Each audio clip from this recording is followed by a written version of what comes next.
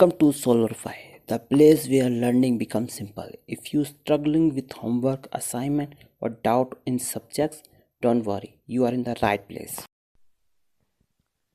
Okay, problem 69, we're given two values for the rate constant, and those are at different temperatures, which I'm just going to give. And we're asked to calculate the activation energy and the rate constant at 425 Kelvin. Okay, so what I have right here is the equation, the Arrhenius equation in 2-point form. Okay, so this is just a different arrangement of the Arrhenius equation. Okay, so this K right here, this first K is at 400 Kelvin, and the second K is at 450 Kelvin. Okay, and we're asked to find the K for 425 Kelvin. Okay, so the assignment of which one's K1, which one's K2 is pretty much arbitrary. So you could choose either one. So in my case, I'll just choose this first K to be K1 and the second K to be K2. And of course, the temperatures would follow. Okay. And since we're looking for EA first, right? Um, I want to go ahead and isolate it on the left side. So I'll have EA equals, I got ln of K1 over K2, and I'm multiplying that by R and dividing it by 1 over T1 minus 1 over T2. Okay, so the way I rearranged this is that I just multiplied this R to this side, and I divided this whole term right here, okay, in order to isolate EA on one side. Let me remove all that clutter.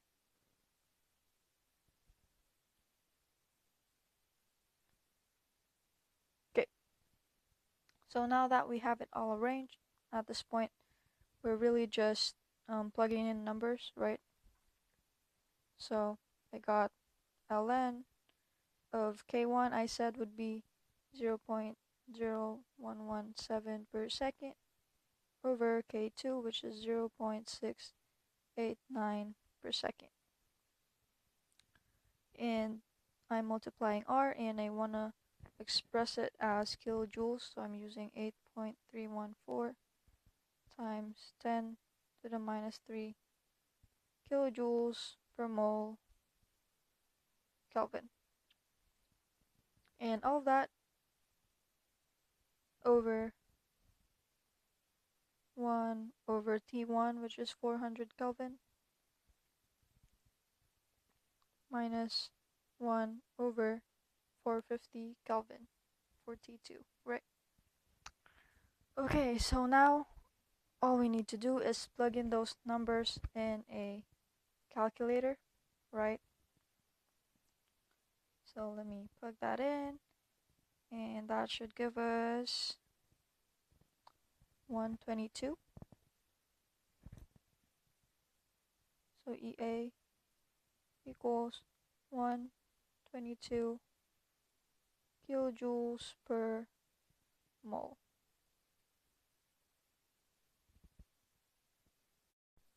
Okay, so that's part A, and I made our screen smaller here just to make sure we have enough space. Okay, so for part B, we're looking for the rate constant at 425K, and we're pretty much just going to use the same equation. It's just that this time we're looking for one of the rate constants, since we already have the activation energy from part A, right? So again, all the assignments of um, K and temperature here is arbitrary. So for part B, I'm just going to choose this K2 as the information, right? So you'll see what I mean as we go. Let me rewrite that equation. I have ln K1 over K2 equals EA over R 1 over T1 minus 1 over T2. Okay, so I'm calling this as K2 still. So I have my K2, right? I have my EA, I have my temperatures as well. So what I want to do at this point is just to isolate that K1, right?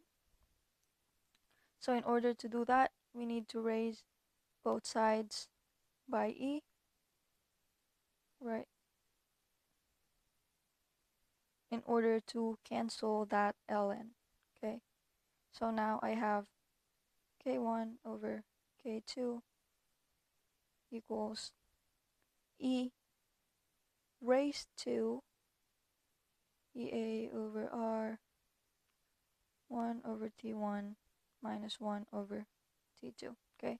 So you could have plugged in numbers before you rearrange the whole thing, but I prefer just dealing with the variables before plugging in the numbers, okay? So now I have K1 over K2 on the left side, and I only want K1 on that right side. Or, sorry, I only want K1 on the left side. So what I'm going to do here is multiply K2 on both sides, right? So I'm going to have K2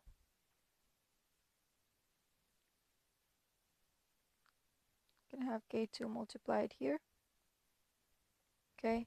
And that K2 is going to disappear once I multiply this by K2, right? So let me just erase everything I have on the left side, and I only have K1 now, okay? So at this point, we just plug in numbers, right?